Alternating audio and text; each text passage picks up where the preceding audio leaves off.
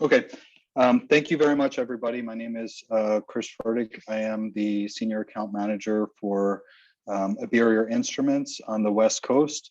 I'm joined by my colleague, Mary Grace Velasco, who is the application specialist that's going to be with us for the demo. So today we're going to be talking about Abberior's facility line system. This is a STED nanoscopy system. And the title of the talk here is Clarity in Space and Time with Nanoscopy. So we're going to be talking about topics such as STED, matrix, adaptive optics, and a new technology called Timebow. So I want to thank you very much for your time today.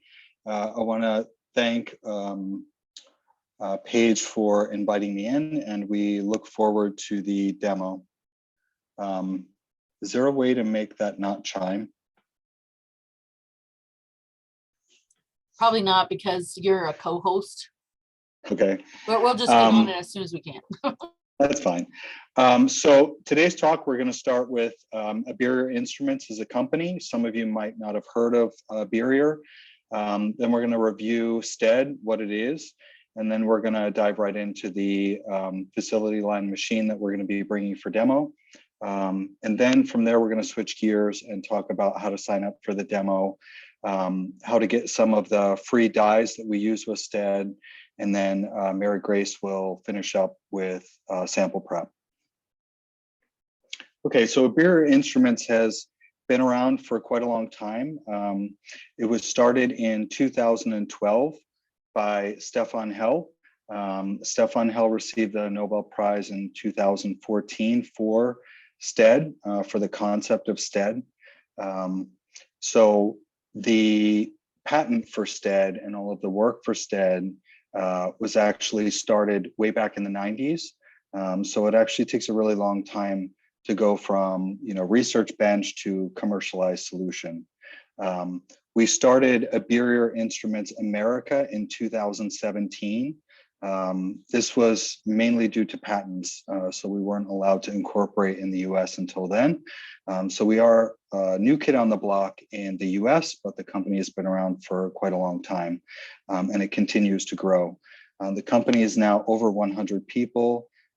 The average age, although you can't see from the 7 co-founders there, is 35 years old. More than half the people have PhDs, and there are over 300 publications on Abberior technologies. So Abberior's mission statement is a world-leading innovator and manufacturer of cutting-edge super-resolution microscopy, and they're determined to advance life sciences to benefit humankind. There's a fundamental difference in the philosophy and the concept behind Abberior and other companies in the market that are offering super resolution technologies. Abberior was founded and created for the sole purpose of bringing nanoscopy to market. So all of the Abberior systems are offering nanoscopy technologies and have been designed from day one to do that. It's not a, let's say, confocal microscope that was adapted to have an add-on of nanoscopy. So this is really a nanoscope that can do confocal versus a confocal that has an add-on to do nanoscopy. It's also interesting to know that the company is a private company. It's 100% owned by scientists, managed by scientists, and these are the scientists that invented and created STED and other nanoscopy techniques like MinFlux. The company has been growing really fast. I was just at our factory site here this week. They've commissioned a new building to be built. The building is actually located right next to the Max Planck Institute, and it will be able to hold over 200 people. And we're hoping that the green light is given to us to occupy the building in the beginning of 2023. It's actually been going up really fast. Just a quick timeline here. Again, the company started in 2012, and you can see it's been a very ambitious R&D pipeline with new innovations and technologies being released every year. the latest being Timebow, which we'll talk about today. And there are three major platforms that you can think of when you think of Abberior. The first is the STEDicon. That's a very compact STED system. It's 2D. The main feature of that system is that when you look at the performance versus the price, it's unbeatable. So you can get a STED system starting at $300,000. There are over 100 of those already worldwide, the latest one going into Stanford. And then the next platform, which we're going to be demonstrating for ASU, is the facility line. The facility line is a full-featured 3D unit. If you want to customize that, and there's many different custom options that you can choose from at Abberior, then we would refer to that as an infinity line. And then finally, kind of outside of the purview of what we're going to be talking today would be the MinFlux. The MinFlux is the newest technology on the market for nanoscopy. It offers incredible resolution with localization precisions down to 2 and 3 nanometers, and also ultra high-speed particle tracking. In total, there are over 250 Abberior systems worldwide. In the US, we have a demo facility in Bethesda, Maryland. It's 1 mile from NIH. And you can see Mary Grace in the lower left there. We've got several different machines there that we always welcome people to come in and take a look at. It's kind of far for us on the West Coast. So we also have 2 sites on the West Coast, one at Scripps Research, which is the MinFlux system. And you can see it's just a short walk over Torrey Pines to the ocean there. And the other system is at University of California, Santa Barbara. Again, those guys are even closer to the beach. It's always fun to go up there. That's a facility line. So those are our demo systems on the, or our demo facilities on the West Coast. Myself, Chris, I've been doing STED for 15 years now. STED, confocal, multiphoton. So I've been imaging for a really long time. Mary Grace joined Abberior after completing her PhD at Yale with Jörg Beversdorf. Mary Grace decided that she was going to build her own STED system using multiphoton lasers to do in vivo brain imaging in a living, breathing mouse. So not for the faint of heart there. And then also supporting us is Abberior Dyes. Yasmin, our colleague, works in Germany, and she is absolutely fantastic when it comes to sample prep, really nitty-gritty dye questions, all of the chemistry behind it. So she'll also be supporting us for some of the sample prep questions that you might have. Okay, so let's switch gears and start talking about the Abberior and what we're going to be bringing to you guys, and how STED is really going to enhance your imaging capability. So what is STED?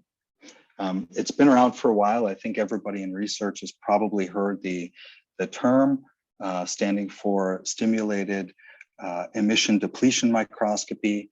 Again, this was something that got a lot of buzz back in 2014 when Stephan Hell, the founder of Abberior, received the Nobel Prize.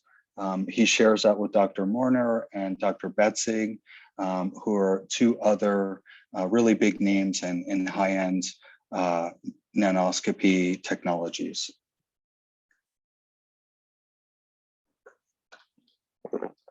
So when we start talking about nanoscopy, naturally we talk about resolution, and people throw around terms like confocal resolution, super resolution, nanoscopy, and whatnot. So it's a good idea to understand how we define resolution. Typically speaking, when you're using a confocal microscope, you can expect to achieve a resolution if you have a very nicely prepared sample of about 250 nanometers. It's going to be wavelength dependent. So what does that mean? Well, it means if you have 2 structures that have some kind of mass and there's a distance between them, we really need to think, can we resolve these? In other words, can we resolve the gap in between those 2 structures? So in the illustration here, where the gap is 500 nanometers, we can completely resolve those two structures. As we start pushing towards the theoretical confocal limit at 250 nanometers, we're getting closer and closer together. And as we drop below the 250, the gap is no longer resolved. So in a light-based system, typical confocal, you wouldn't be able to separate those two structures and they would appear as one blob. So thinking about microscopy, conventional microscopy, when we think about sizes, if we think going into basic biology, going cellular biology, then maybe you're using a regular wide field microscope. If you're starting to really push the bounds and go sub 250 nanometer resolution, if that's your requirement, then there are a multitude of different super resolution technologies out there, STED being one of them. STED would get you resolutions down to about 30 nanometers in XY, and on a Abberior system, you can expect to achieve a Z resolution of about 75 nanometers. So if your structures are now organelles within a cell and you're looking at components in there, then we're starting to now talk about STED resolution. If you want to go further, then as I was saying, we have another product for that called MinFlux, which really starts getting at the single molecule level. So if you think about the spot sizes that you're considering, confocal being the large gray spot there, STED would be, an order of magnitude better in resolution, and MinFlux would be yet again another order of magnitude increase in resolution. Okay, the basic concept of STED. STED is based on what we're all used to, which is fluorescently labeled samples. So we're going to take those samples, label them with different dye molecules, and if we hit those dye molecules with the right energy wavelength, the electrons will jump from the ground state into the S1 state. They don't want to stay there. They're going to heat, wiggle, lose a little bit of energy, and then hopefully they'll go back down to the ground state and emit a photon. That, in a nutshell, is fluorescence microscopy. What we do instead is, instead of allowing that normal process to take place, we actually use another energy, and we form that energy not in a very tight diffraction limited spot, but we form that energy as a donut, and we wrap that around your, let's say, 488 nanometer laser spot. And it's through the combination of both of these energies that we can accomplish this trick, which is stimulated emission depletion. Instead of that photon going through a normal relaxation and giving us a fluorescent molecule, that STED energy comes in and it overrides the normal process. And it tells that excited electron to come down in the ground state, and it tells it precisely what energy to emit. And that energy matches the STED depletion laser. Now, typically speaking, it's not a good idea to set your detector underneath a laser line. That's not going to tell you all that much about your biology if you're doing fluorescence, right? So we typically don't detect under the laser line. So by doing this, we can filter out those unwanted photons. So it's through this excitation spot and this STED donut together that we can break the diffraction barrier, and we can actually increase optically the resolution that we attain from our microscope. So if we look down here, our normal excitation beam would have a diffraction limited spot of, let's say, this. So it turns out that depending on the wavelength of excitation you're using and the brass and glass that you have, you can only make a laser spot so small. You can't go beyond that. So we take that spot, which is diffraction limited, and then we overlay the STED depletion beam. And in that STED donut area, we actually switch off the fluorophores from being detected at the detector, because they come back down to the ground state with the same energy as that depletion laser. And the effective spot size then is much, much smaller. So this is how we can achieve a much, much higher resolution. The STED effect is actually scalable. So if you increase the power of the donut hole becomes smaller, and the area from which normal fluorescence can occur then becomes smaller, and that thereby increases the resolution. So you can see here, there's some power being shined on the sample with the STED depletion laser. If we increase that power, then we directly increase our resolution. This is not a linear effect, which is actually really wonderful for us. It means that just putting a little bit of STED depletion power into this arrangement already gets you a great boost in resolution.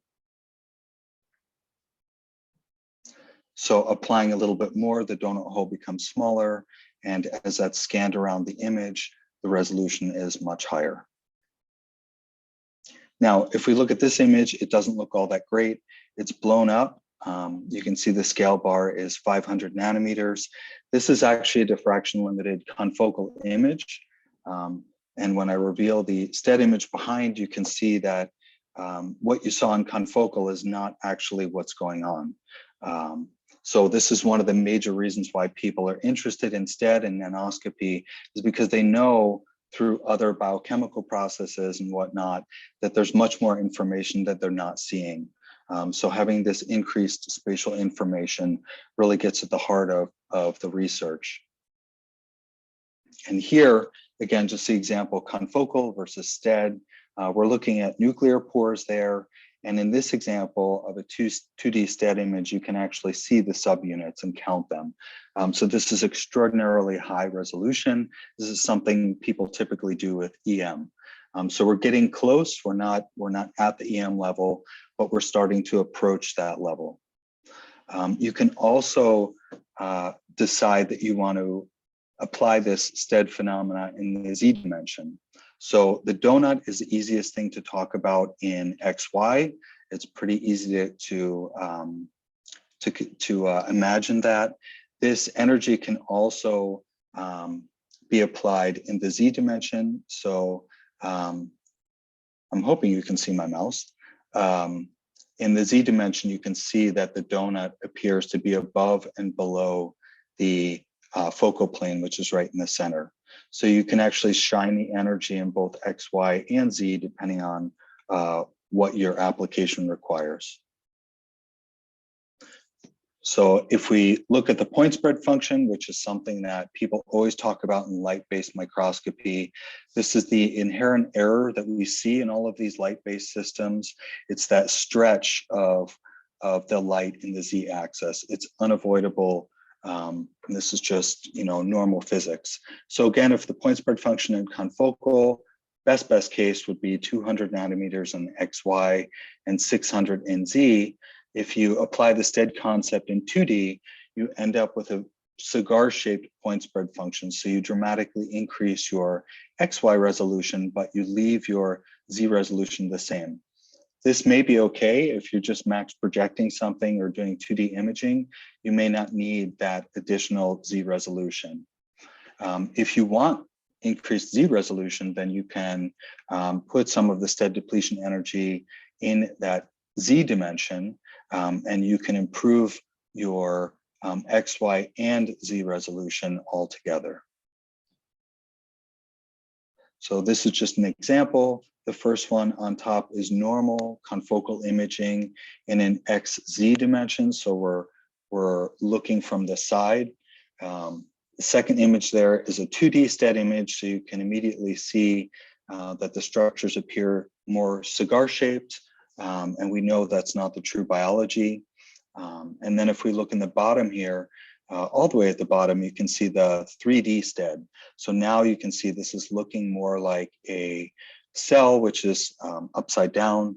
It's attached to the cover slip on top. And you can see that that membrane is really looking like a membrane. The bottom image compared to the top image, you can see there's a dramatic improvement in overall resolution. So why might we want to do that? What would be some of the applications? Well, really, there are STED applications in pretty much every area of biology. So certainly for cell biology, looking at organelles, neuroscience is a huge area where we see a lot of STED interest, looking at synapses, spine morphology, virology. I'm stuck in quarantine in a hotel in Germany right now because I tested positive for COVID.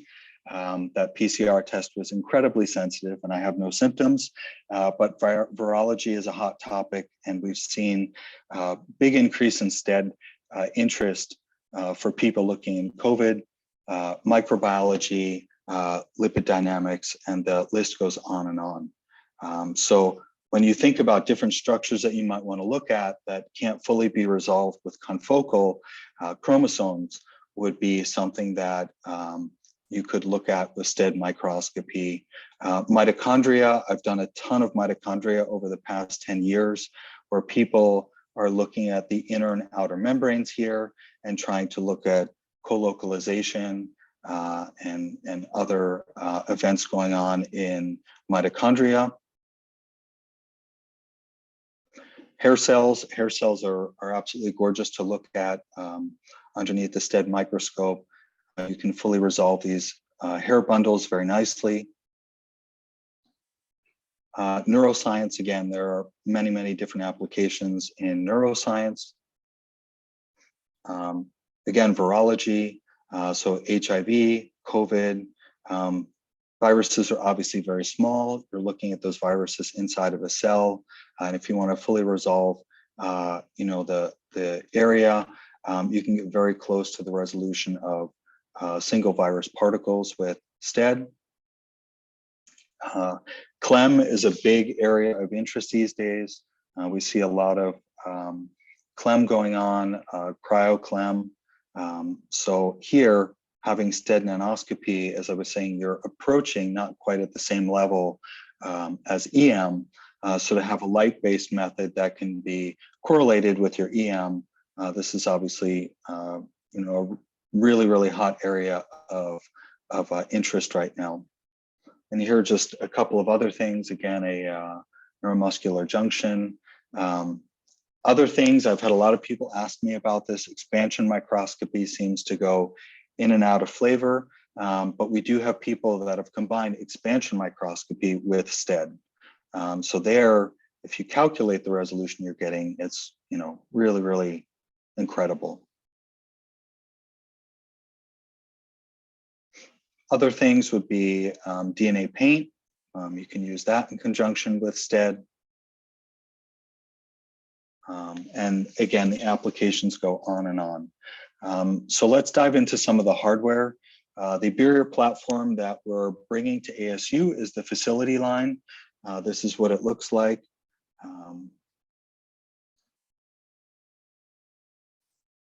So it looks like this is not going to play the sound, but that's okay. We can move on from that. Okay, the Abberior line, clarity in space and time. So this is a quantitative, nanoscopic, multi-dimensional system. And when we say clarity in space and time, what we're talking about, of course, we're doing multicolor imaging with fluorescent labels. But what we're going to be doing is increasing our resolution both in 2D and 3D. Some of the technologies that we implement in the Abberior system are things you've never seen before in a commercial system. So we have adaptive illumination technologies. We actually have adaptive optics on the system. We have a matrix detector, which we'll talk about. And then again, the time would be fluorescence lifetime. So before we get too far, I keep talking about the fluorescence molecules. Abberior is actually two companies. So we make the instruments and we also make the dyes.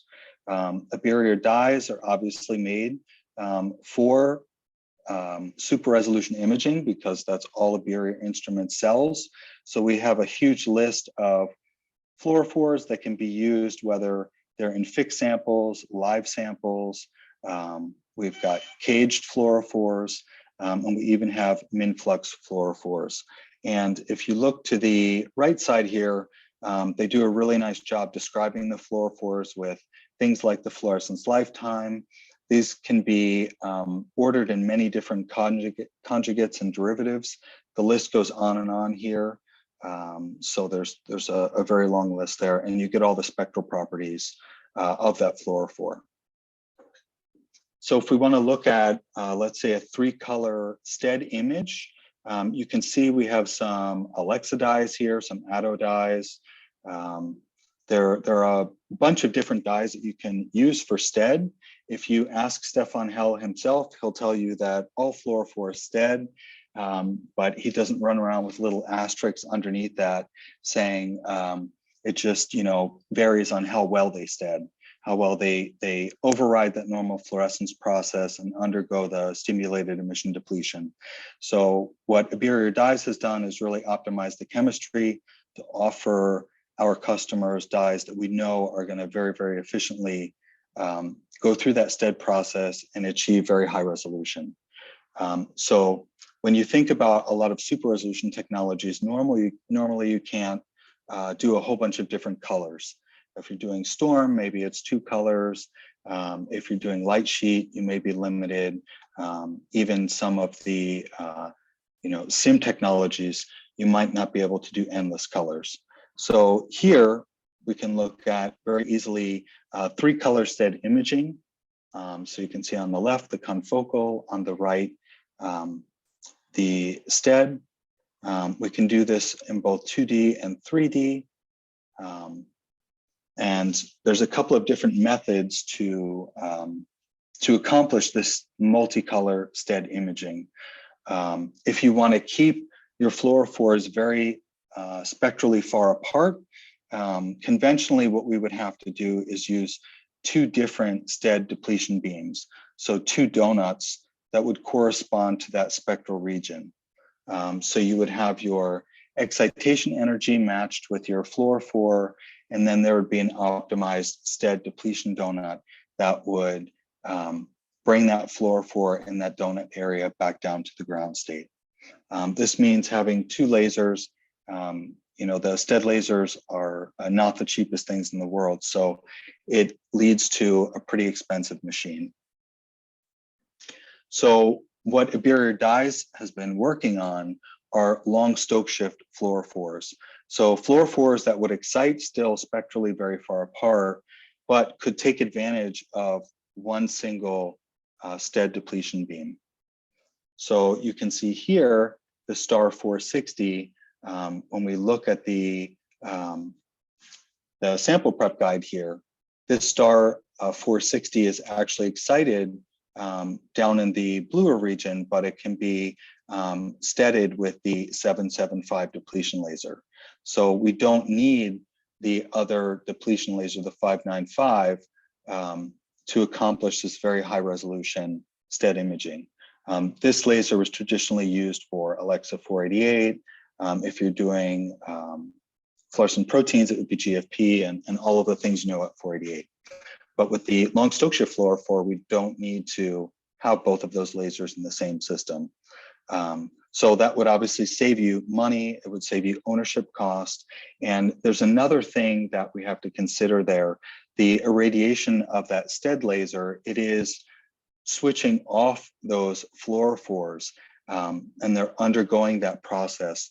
So in normal multi-STED depletion laser imaging, you would first start with the red region, image those fluorophores, and then switch to the green region. And unfortunately, the 595 laser, which is going to be switching off your Alexa 488, this is going to really excite the heck out of your far red fluorophores. And it's going to be doing it while you're not even imaging them. So you have this tricky regime here where you can accidentally bleach the far red fluorophores when you're acquiring your green super resolution signal. So for that reason, it's a little bit trickier traditionally to do multicolor STED imaging if you require multiple depletion lasers.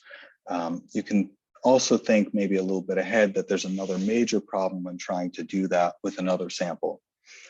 The actual advantage of sticking to one depletion laser is that you're intrinsically now making sure that your confocal results are perfectly aligned. Even in the case that, let's say your confocal laser, so your excitation lasers, maybe they were just a little bit out of alignment. Maybe that fiber wasn't aligned in the system perfectly, so you've got a little bit of a misalignment there. This could definitely affect your colocalization results. Well, if you're using the same depletion laser, it's going to be the same donut over both of those excitation spots. So if you have that same donut, it means even if they're slightly offset, the effective area in which you're imaging is much smaller. So the end result is these two laser spots are perfectly aligned with each other. And that would equal really, really outstanding colocalization accuracy as far as the hardware is concerned, especially when you're doing STED. Going the other way, if you're using multiple STED depletion beams, that same possible misalignment could contribute to some artifacts in your colocalization results. So best practice has always been to use the same depletion beam for colocalization. Nowadays, since you can put multiple fluorophores, 3 sometimes more, under one depletion laser, it just makes sense for so many different reasons to try to align to that one depletion laser. A question that I get a lot is, can I use STED for live cell imaging? The answer is yes. Here's an example, and this is actually using the $300,000 Steadicon. So this is the benchtop unit. So you can certainly do 2D STED, even with the entry-level system. These are 2 examples there from that system. And one of the reasons why we can do that is on the Abberior systems, we use APDs for detection. APDs are known to have the highest quantum efficiency, and they have virtually no noise, very, very low dark counts in the final signal. So these really, really have a major advantage for STED. Now you can see the area that they peak at is out in the far red. And this is an area that we're really interested in for STED, especially if you're thinking about live cell imaging. And live cell imaging is always advantageous to move further into the red. It's going to be lower energy in that wavelength, and it's going to be more cell-friendly. And this is also a real sweet spot for doing STED imaging. If we look at the APDs compared to some of the other detectors on the market, you can see that a traditional gas detector here in blue has a pretty nice quantum efficiency, photon detection efficiency in that traditional GFP Alexa 48 range, but actually out in that far red range where we really, really want high sensitivity for STED, it falls short. We can look at the hybrid detectors here, even the advanced Hamamatsu hybrid detectors here, they do have an increased quantum efficiency in the far red, but it's going to be much lower than an APD. Something that we'll talk about in a minute is the matrix detector. This is the Abberior matrix detector. So you can see the matrix detector here is in the green range. It's optimized, so it has a really, really high quantum efficiency in that green range. And I have a little red smiley face here. So I'm sure you can put 2 and 2 together and guess what might be coming out in the near future. So for doing live cell imaging, oftentimes we want to do an overview. So this is just a quick look at how easy it is to do the overview in the system. And this is a good time to point out that on the Abberior system, we offer multiple objectives for doing STED. So we offer an oil, a water, and a silicone objective, and these can be matched to the refractive index of your sample. Refractive index is going to be really important for getting the best possible resolution. Another unique feature on the system, which gives us a major advantage, is the scanner. So on the Abberior systems, we actually use 4 galvos, so 2X and 2Y, to scan the beam into the image. And this enables the Abberior system to have full control over the tilt and pitch of that beam as it's going into the back aperture of the objective. This gives us much more control. This also gives us a major advantage when you want to not image an entire field of view, but maybe zoom in on a field of view. You can draw an ROI in any orientation you want here. You're not restricted to just scanning in one direction. You have full scan field rotation capability here. And this is just one field of view. We can set up many different regions of interest, all in varying sizes and scan field angles, and very quickly take those images. With most STED systems, you do not have the ability to rotate the scan field because STED does require some polarization setups in order to make the STED resolution perform to the degree that you want it to. Just some examples here of live cell STED, mitochondria. We also have at Abberior a whole bunch of live cell dyes. So not only do the dyes come for fixed cell, but they're also offered as live cell. These are cell permeant fluorophores that you can use to label your live cell STED samples. And again, we have many, many different derivatives here. Abberior offers many different types here, including snap tags. You can also get clip and halo tags with the Abberior fluorophores through other vendors. So these are some examples of the live fluorophore and STED. Again, mitochondria is a sample that we see quite a lot for STED imaging.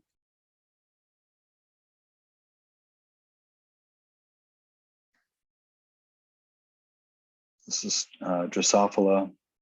And then we have tubulin. Tubulin is always really popular for STED because it just shows the power of STED and the resolution improvement that you can get. So this is 2-dye STED imaging in live cell. And again, the same thought here would be that you can apply even more than 2 colors and maybe go for a 3-color STED image in a live sample. Now, when you think about what I had said earlier, if you are required to use both of these STED lasers and you are doing live cell imaging, in time point 1, you're going to start maybe imaging 2 fluorophores that are requiring the 775 STED beam to get your resolution. And then you're going to switch over and then you're going to try to STED your green fluorophores. Unfortunately, this laser, which is going to create the STED phenomena for your green fluorophores, is going to drive all of these fluorophores nuts. And if you're trying to do a time-lapse image, especially in live cell, you're going to end up with bleached red fluorophores before you know it. And this 595 energy is much higher than 775. So the cells are not going to like this as much. So it becomes really, really difficult to do multi-depletion laser live cell imaging. So again, if you can use these live fluorophores here, all out in the far red depletion, the cells are going to like that. And it means that you don't have to be buying multiple STED depletion lasers. And again, this is a beautiful example using the new Live 460L. And these are just some other examples that we had. Another technology which wraps up some of the key features for live cell imaging, the Abberior system offers adaptive illumination. There are some names associated with this: Rescue STED, Diamond STED. I'm not going to spend too much time on this, but if you think just in general terms, in a traditional STED microscope, you would be shining the STED depletion laser across the entire field that you're looking to image. Now you can imagine in that whole field, your targets or proteins are not ubiquitous in that whole field, but you are now dosing that sample with 2 sources of laser irradiation, where most of that area is not really requiring that additional laser. In the Abberior system, we have these technologies where you can intelligently then build a mask on top of your sample very quickly, and then only shine that additional STED depletion laser in your target areas. And you're not shining that additional energy outside of those areas. So you're reducing the overall light dose on your sample. You can imagine live cell, this is really, really applicable and beneficial. So what you have going on there, again, this is a raster scanning system, just like a traditional confocal. When you reach one of the target areas, the beam turns on. And then when you're in an area where you are not interested in doing STED, that beam turns off. So this can also be very useful when you have to use very, very high power STED to achieve that ultimate resolution. So these are nano rulers. They're extremely small here, with that gap distance of somewhere around 15 nanometers. So from peak to peak, you've got 30 nanometer. So if you really, really want to resolve that, that is right at the edge of the limit of what even STED can do. You would theoretically need to have the smallest donut hole possible, meaning that you have a lot of STED irradiation. By only shining that in the areas where you're actually going to be doing STED and not in that gap area, it means that you can increase the STED depletion power and get more resolution before you start bleaching the sample. This can also be very beneficial depending on the orientation of your sample. Here you've got membrane, and even in thick tissue. So in areas, if you imagine you're doing three-dimensional imaging, you have a lot of stacks. If you can switch that STED depletion laser off in those stacks where you're not doing any kind of STED imaging, it's naturally going to be better for the entire volume. So speaking of volumes, when we think about 3D STED, everybody always asks, how deep can you go with this super resolution modality? Some modalities are turf-based, like STORM. STED is actually not restricted in any way, so the hardware can go as far as the full free working distance of the objective. Most of the objectives are over 100 microns, but that's not to say that you can do that with every sample. So when we start talking about 3D, we introduce the concept of adaptive optics. Challenges whenever you do your confocal imaging, multi-photon imaging, any kind of light-based image, the challenge that we always have when we go in depth is we're not really sure how deep we can get into the sample, because it's really going to be up to the scattering and absorbing properties of that tissue and how it's interacting with the laser. Other things that can really mess this up would be refractive index. So if you have a big refractive index mismatch, you're going to be bending the light as it's going through that sample. And before you know it, that light's going to scatter, it's going to smear out your resolution, and your intensity is going to fall off. So most of the time in confocal, you get 50 or 60 microns into the sample, and you can see light, but it's now blurry. The same concept would happen with STED.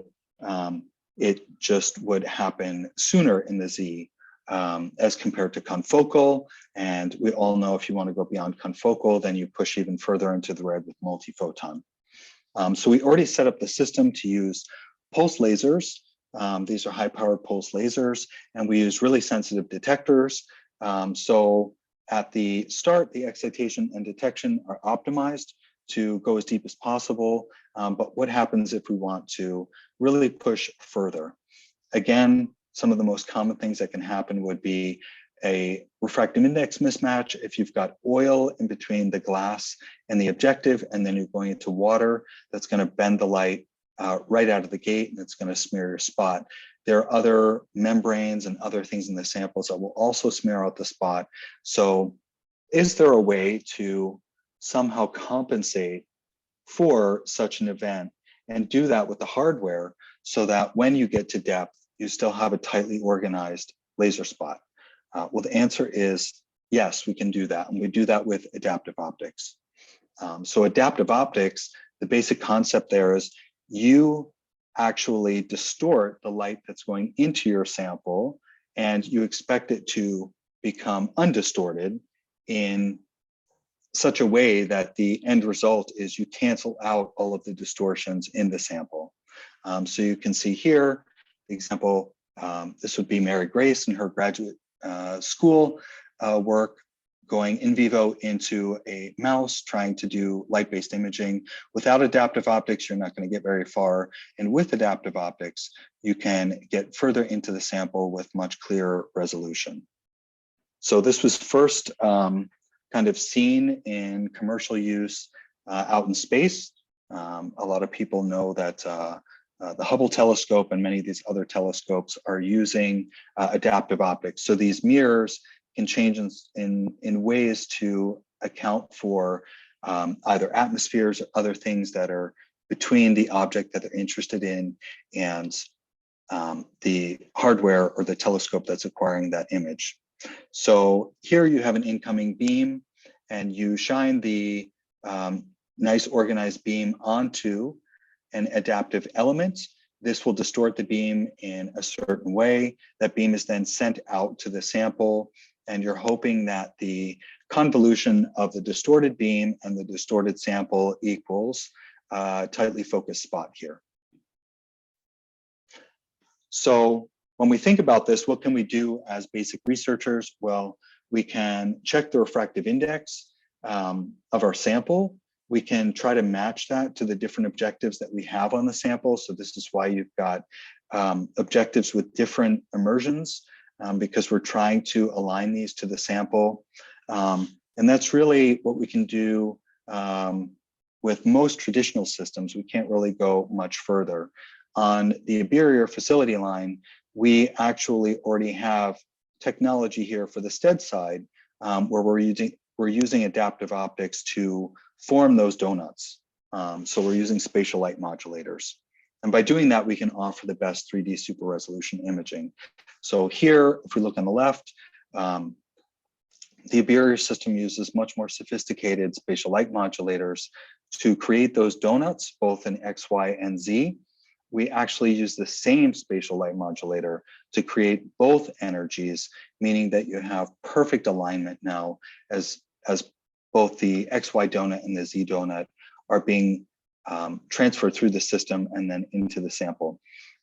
With the SLM, you can actually do all sorts of advanced things. If you're an expert, you can adjust for things like coma and other things that are going on in the sample so that you can really make sure that your STED energy is perfectly focused around that focal plane. Other systems on the market would use a series of filters. So in the XY dimension here, they would have a vortex phase filter. This is on a filter wheel. And in Z, it's similar. It's a filter for the Z dimension. There's not too much adjusting, higher levels here. And one of the issues that you can see is because they're two different elements that are combined over time, when you have temperatures drifting and whatnot, these can become misaligned. And if they become misaligned and go down into the sample, then they're not perfectly focused at the sample plane, and the results would be a loss in STED performance. Using the SLMs means that we can use a whole bunch of different objectives. So even objectives with different back aperture sizes. So if we've done our job right with the easy 3D STED on the Abberior system in XZY here, this is a cleared kidney. We can go deep into the sample, but you can see just like in confocal, you start out with very high resolution, and as you get deeper and deeper, the light scatters. So resolution drops off, and then eventually our intensity drops off. So we've set it up with the perfect STED depletion donut, but still we're subject to that light scattering in depth. Well, what if we can add one other adaptive optics device to the system, that being deformable mirrors in the optical pathway? So on the demo system, we actually have deformable mirrors. This is what most people know as adaptive optics. And here we're going to mess up the light as it's entering into the sample. And we know the sample is going to mess it up the other way. And this convolution of both of these things equals a perfect spot at the focal plane that we're interested in. So by using the adaptive optics, we can then change the distortion in the mirrors as a function of depth. So this happens extremely fast. There's no limitation. You can actually do an XZY cut directly, and the mirrors keep up with that speed without a problem. The mirrors are all apochromatic, so you can see by making the adaptive optics work perfectly at each Z-plane, you can get much deeper into the sample with much brighter intensity because the light is organized, and you maintain that high resolution. So this is a game changer when it comes to 3D nanoscopy imaging. And this is just a really nice look at the conventional STED from Abberior that's already using the spatial light modulator, and then the combination of spatial light modulator and the deformable mirrors. So this is in the kidney. Kidneys are pretty dense samples. Another example here would be clear Drosophila. And then one more sample here, Drosophila gut. So before the correction and after. The correction is very, very easy. You set the top and bottom of your Z-stack, and at each side you have just one slider. And as you adjust that slider, it deforms the light, and you deform it to where you see the best possible resolution. Do it on the other side, and there's just an interpolation between the top and the bottom of the stack. Okay, so pushing further in clarity, we can look to the matrix detector. So the matrix detector is an option on the facility line. This is a spectral array detector.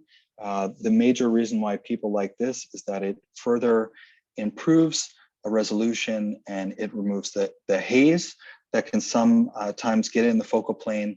And by removing that haze, you increase contrast. So normal confocal image in a sample with a lot of labeling going on, it's really, really dense. You get a resolution improvement over wide field, but you still have a lot of fluorescence that is getting into that focal plane, so that out of focus contribution of fluorescence nearby in Z is still sneaking through that 1 area unit pinhole. Instead, we get higher resolution, but we still have that background going on there in that densely labeled sample. So what Abberior has done is designed an array detector. There's another company that has a very popular array detector on the market. These are similar in their concept, but different in implementation. The hardware and design on the matrix detector actually has some huge advantages. And one of them is that it is based on the APD technology, so the quantum efficiency is much better. They're fully spectral, and they're direct coupled. They're not fiber coupled, so this equals increased performance. So if you think of a fly eye, there are many different subunits here. So here's your array. And if we think many of these different little arrays are actually looking at our area of interest, but each one of them has a different position. So they see the same thing, but they see it from a different angle. And you can imagine this. This is our head of R&D, Matthias. So he is just showing that your eyes actually are slightly offset when you look at anything, and you get two different images. So you've already got some spatial information by just mapping what you're looking at onto this array. And the end goal there is to get rid of the unwanted out of focus fluorescence that's accidentally getting into this focal plane. So we normally use an aperture diaphragm, or what we would call a pinhole in the light-based system, to try to get rid of light that's emanating from above and below that theoretically would come in at an off angle and get blocked by that physical pinhole. If we think our eye also has a pinhole, right? So we have an iris. So if we're looking at this leaf here, we have this leaf in very sharp focus, but we still have some contribution coming from behind this leaf. So the goal of the matrix is to actually look at this intelligently from many different arrays and get rid of this out of focus contribution that's coming into the focal plane. And this is done through a process called differential detection. So if we look at conventional STED, this is with the normal detector, and then we look at matrix, we can get a much better contrast here because we're now applying a much higher discrimination to background contribution at the focal plane.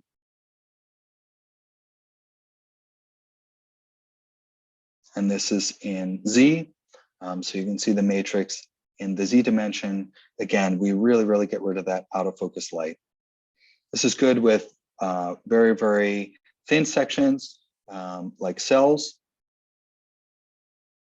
And obviously, it's fantastic for densely labeled tissue samples.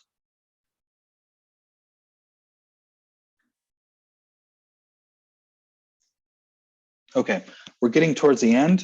Now, the one last item that we want to cover is Timebow. So this is clarity in space and time. This is the time dimension. And Timebow is actually now going to be using fluorescence lifetime information to give us more access into some of the modalities in the system to give us better spectral separation and also better resolution. So when we think about FLIM or fluorescence lifetime, the basic concept there, if we think back to that Jablonski diagram, is that we send in a packet of light with a pulsed laser. It hits that fluorescent molecule. The electrons kick into the S1 state, and they stay up there for a certain amount of time. But again, they don't want to be in that excited state. So eventually they will come back down to the ground state. And we can measure how long this process takes. And we call this fluorescence lifetime. One of the most common ways to plot this so that we can visualize it is with a phasor plot. And you can see here that we have the different lifetimes plotted on the outer edge of the phasor, with shorter lifetimes being in the lower right. So what we do is we take an image and we have our normal image that we're looking at, but we also plot all of the lifetimes. We give them a score there. And if we look at that information, we can look and try to differentiate different populations with different lifetimes. So here you can see in the example, the orange check has a certain lifetime and the blue background has a different lifetime. If you have a mixture of species, they would fall inside of the radius here. So let's combine a lot of these different technologies. Normal confocal image using the pinhole, we would get an intensity image that would look like this. This is convallaria. Everybody's probably seen this their first day on a confocal. If we look at the normal pinhole image versus matrix, again, we get better contrast and we can start seeing some features in these cell walls. If we then take a look at the same convallaria and we apply the lifetime to it, then we can see, if we map lifetime in color here, we can see that these different areas have different lifetimes. And we can go one step further and we can use the matrix detector. So we're getting that better contrast, better resolution, and also use lifetime. Finally, we can do a wide field or a transmitted light overlay, but we want to do more with this. So we can look in the phasor plot here, and we can see that there's a spread of the different lifetimes. If we separate these lifetimes, then we can use that to separate out different colors. So this is a really nice technique if you have two fluorophores that are spectrally very close to each other, but they have different lifetimes. Plants are really great examples of that. Chlorophyll is always a really great example of that. And in this example, you've got YFP over here. It's YFP in these areas, but you have a lot of autofluorescence going on here. So we can see that there's not a tight population of lifetimes in this plant sample, and we actually know that there are many different lifetimes. So by using the phasor plot, we can separate out different components in that plant cell, and we can then identify the different structures, and we can separate out the YFP from some of the backgrounds, and that's visualized here. Okay, putting everything together, we can then look at Timebow STED. And if we look at Timebow STED, if we think about what I was saying earlier, it's always best to use one depletion laser if you can get away with it. The far red is going to be great for live cell imaging. We get really high resolution out there. And of course, it's cheaper to have one depletion laser instead of multiple. So let's put all of this together and use fluorophores that are really spectrally almost identical. So there would be no way for even the best spectral system to pull these apart. We're going to put 4 of them in there, and we've got 2 that are very close here in the red range, 2 that are very close in the orange range, but we know they have different lifetimes. So we can separate these out into their 4 respective channels. So now we're using 4-color STED, and we're doing all of the detection in a very narrow range of the spectral capability of the system out in the far red. And then finally, if we want to do this with the matrix, we can get increased contrast with spectral separation. So we're now doing multicolor STED with matrix.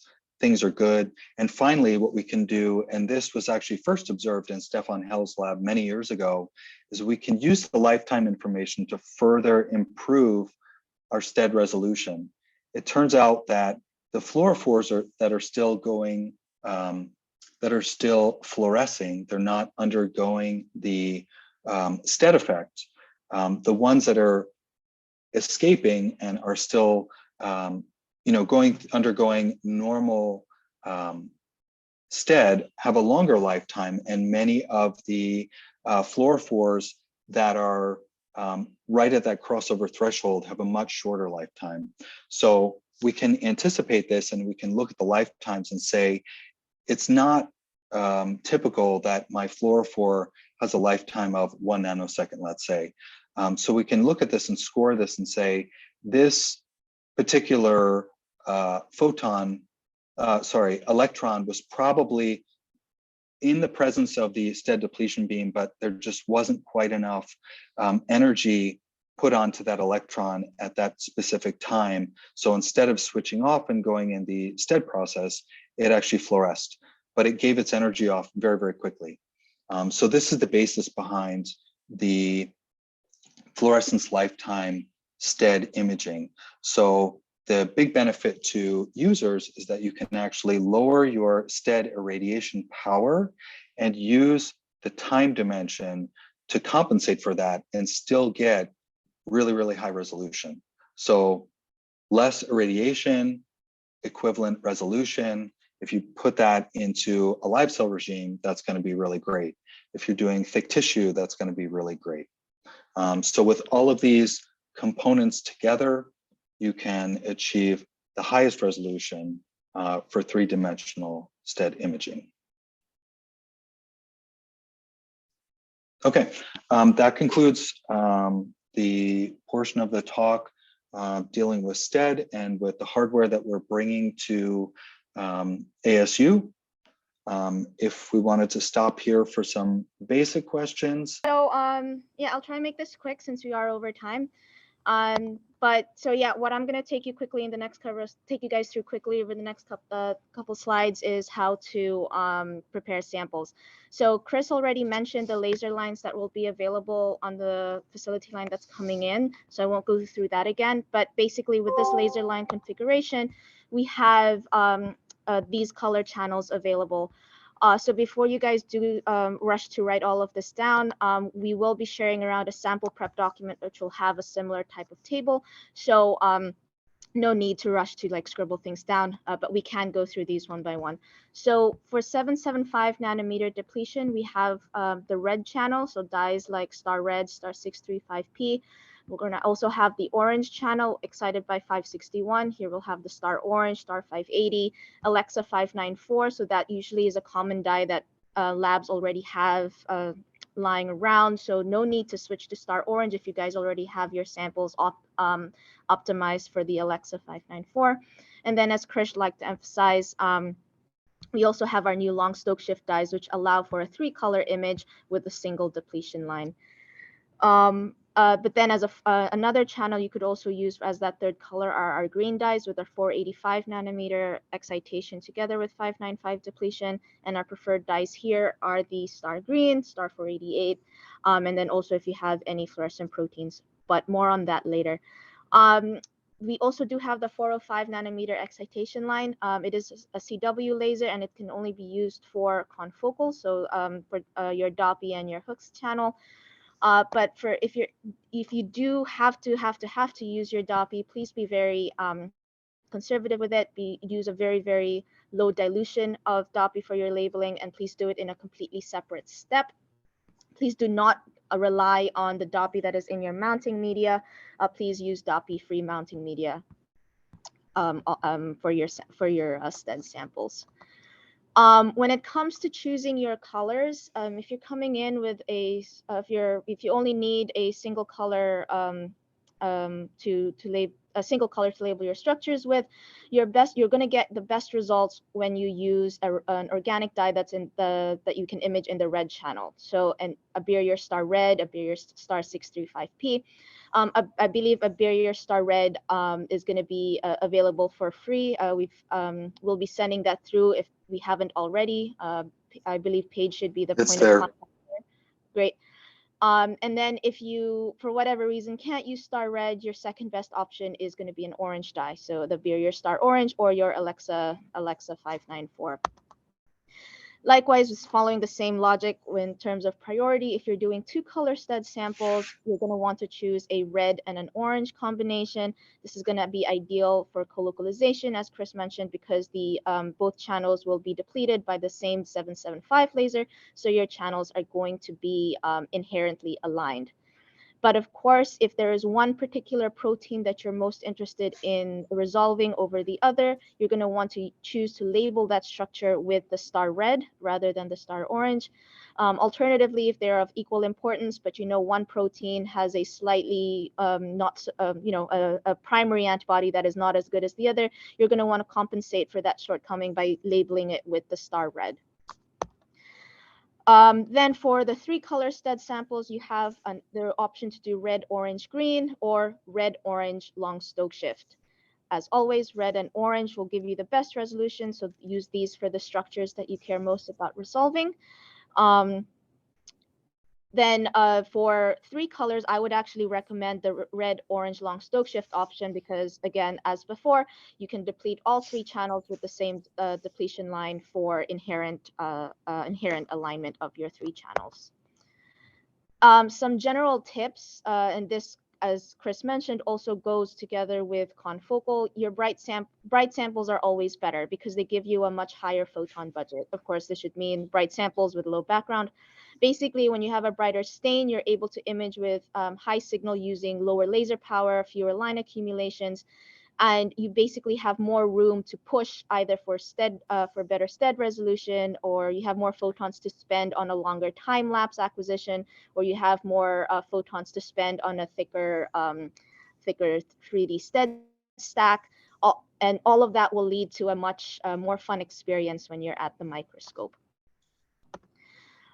So we always get the question, what about fluorescent proteins? My first answer to that is always that organic dyes are going to be much brighter and much more photostable than fluorescent proteins.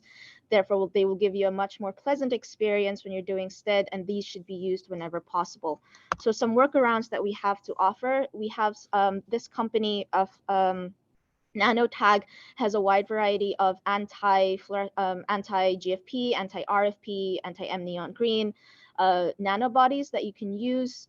They are available conjugated to our Abberior dyes for optimized STED imaging.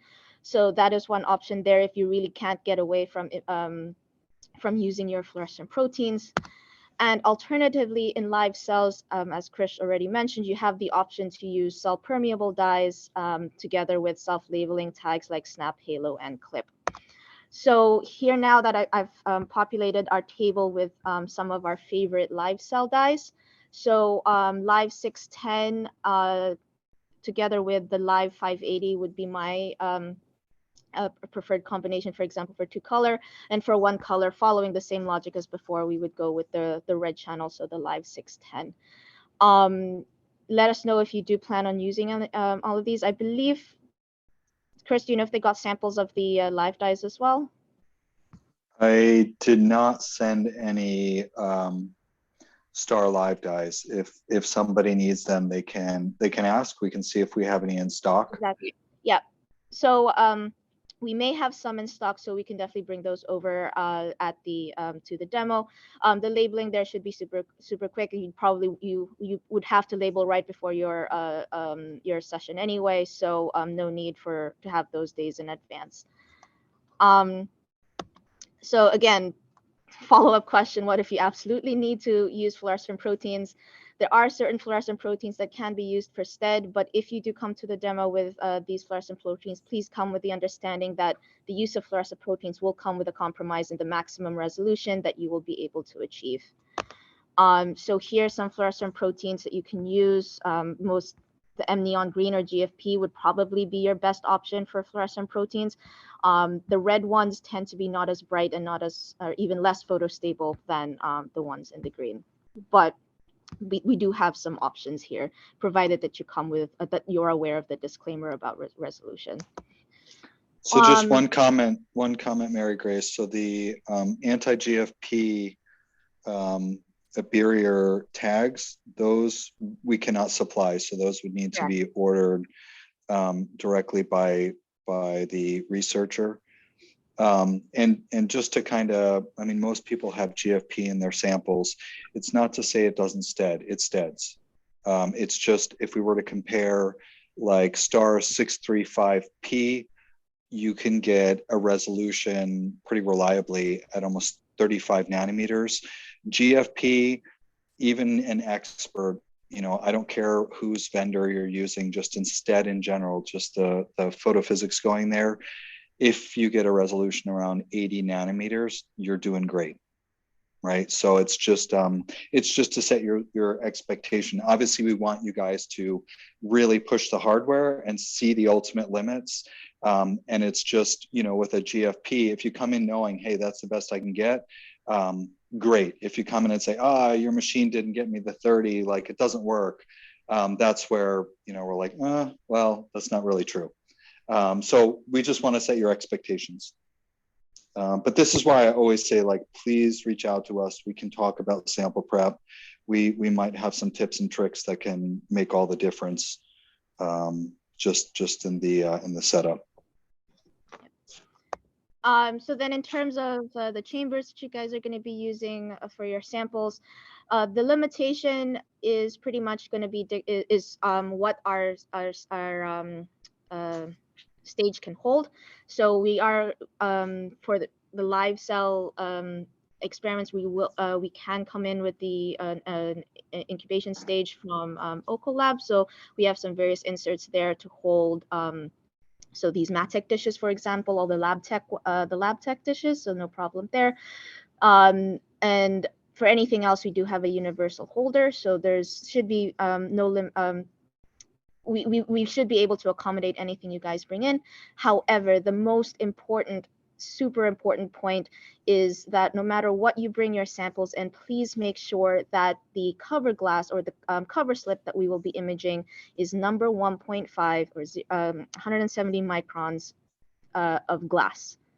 So please do not use plastic substrates. Please do not use any gridded cover slips that have grooves that would affect that thickness, because all of this will affect your STED image quality. The objective lenses on our system that are optimized for STED absolutely need to image through 170 microns of glass, and any deviation from that, either with the material or the thickness, will degrade your image quality. So just a tip there, because I think that we have had some miscommunications before, where people, you know, they just use the cover slip that they have lying around in the lab. They'll come with a number 1. It's the completely wrong thickness, and there'll be a question as to why the STED isn't working. So super important. Please do double check that the cover slip you are using is a number 1.5 glass cover slip. So the other thing that's come up before too, if your cells are not by nature adherent, Abberior sells the polymer cover slips that are used for confocal. STED, as I was saying, does have a polarization effect. So even though those polymers are optically transparent, it kills the polarization and it kills the STED. So you can use those in confocal, but again, for STED, it's a no-go. So you can coat your cover slips with polylysine. People do that all the time. It's no problem, but it's got to be glass. Yes. In terms of your mounting media, so we have, so one option is to use hardening media, like we will be providing a barrier mount solid, but if you guys have prolonged gold or prolonged diamond in the lab and are used to using that, please go ahead. But do keep in mind that curing media, like the three I just mentioned, they do cause some shrinking of the specimen during curing, and this will cause your structures to appear flatter or squished along the z dimension more than they actually are. So please do keep this in mind if your plan is to eventually do some 3D STED where you want to do, like, say, a volume lender later on. Be aware that if you use these, that your structures will look very, very squished. Prolonged glass is another hardening medium, like above, so it'll cause the same level of shrinking. So you can use this, but do be aware that it can, I've heard that it can shift the emission spectrum of certain dyes. So if you use it in a multicolor sample, be aware of the risk of crosstalk. Right. So if you're doing, you know, like the tissue imaging with two colors, you could use the long Stokes shift and the star red. And you would have no chance of spectral, you know, crosstalk because you're miles apart. And then that would be really outstanding for going very, very deep. The prolonged glass has a clearing effect to it. So Paige, if you were thinking of that, you know, doing something with a clearing, that's kind of a basic, easy way to do it. But certainly start with, you know, the long Stokes shift and the star red. And then if you want to do a third color, you know, let's chat about it. It's rare that this happens, this phenomenon, but it kind of has been reported, and I've talked to the guys at Molecular Probes, and they can't really convince themselves that it happens, but they've kind of heard these rumors too. So it's just a general kind of anecdotal thing that we've heard. The absolute most important thing with any solid mounts, and this is true for confocal, you really need to let those slides cure. It is the absolute most common thing besides cover slip thickness that I've seen in my 15 years where people, you know, spend all this time and effort. They mount their slide the day before and they bring it to confocal, and you will never be at the refractive index that you want to be, and that directly translates into degradation of the ultimate resolution you can get. We've even done like a Pepsi challenge at demos before where people have brought their unsealed slide in on day one and waited for curing for 3 or 4 days. And every time they tell me, Chris, you're absolutely right. I will never make that mistake again, like the end. So any of the solid mounts, let them cure even at room temperature for at least 24 hours before sealing them. Longer is better, like 3 days before you would image them, and I wouldn't seal them before 3 days. So the medias work in a way where they're trying to get the water out of the sample, and that's why you get that potential shrinking going on. And it's only by the water evaporating out of it that you get the increase in refractive index. If you nail polish seal it right away, that process will never take place, and you spent all that money on that expensive mounting media and you didn't let it work. So this will definitely improve confocal images as well if you're used to imaging right away. With liquid mounts, the advantage there is you can image pretty much right away. Yeah, so the Abberior liquid mounts is the one way that you can, another mounting media that you can use that circumvents that or prevents that shrinking. that the other mounts would use. So the Abberior liquid mount does not cure, so it does not squish your samples. And so this would be highly recommended for any sample that you want to do 3D STED on. And then on the topic of the clearing, TDE is another option here. So TDE, like the prolonged glass, actually does have a tissue clearing effect for deeper imaging. So if you do want to, if you don't have a go-to clearing method to start with, TDE is a good first step to try.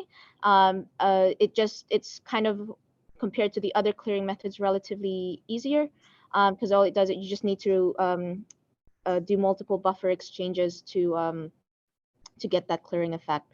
And then some other options, we have some PBS. You can use PBS, glycerol. Just let us know ahead of time what you will be bringing so that we can make the correct objective choice for your session. And then Chris, I think during his talk, mentioned VectorShield. I personally would stay away from VectorShield because it's known to quench certain dyes. So yeah, if at all possible, please avoid using VectorShield. And then the last slide, labeling protocols. So we've mentioned this already multiple times throughout the session. A STED microscope is by definition actually also a confocal microscope, because we do have the same type of pinhole. So approach your sample, if you already do confocal microscopy and you already have an optimized protocol, I would use that as a starting point and just replace your secondaries or the dyes you're using with STED optimized dyes if they aren't already STED optimized dyes. So that would be a good starting point, also to minimize the amount of change that you guys would have to go through with protocols. Something to keep in mind, if you guys do use our star dye secondaries, please use them with a 1 to 200 dilution. And I think we got for the tissue staining stuff, just remember that with, I mean, you do this pretty often, that with staining tissue, you do have to increase either your incubation times and or your concentrations of your dyes compared to when you're labeling cells. If you don't have a go-to protocol for confocal, please reach out and we can either reach out to us or reach out to your lab mates. They may already have something for you, but if they don't, we can give you guys a starting point protocol. And then, yeah, if you guys have any questions on sample prep, please don't hesitate to reach out to me. My email and my number are on the screen right now.